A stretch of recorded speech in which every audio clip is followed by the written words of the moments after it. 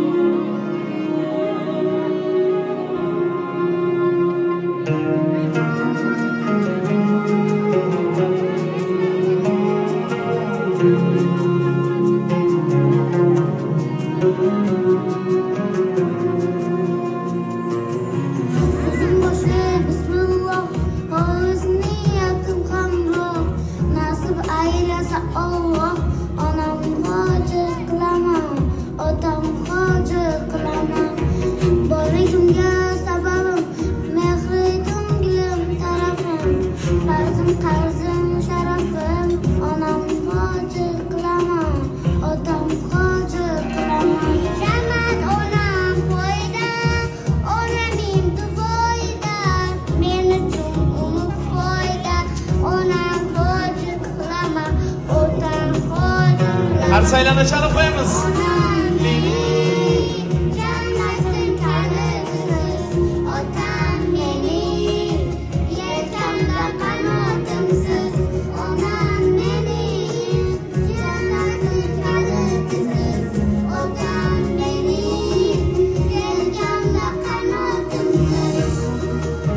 Bolajonlarning boriga shukr. Har saylana balandroq chalib tursak, ularga ilhom beramiz.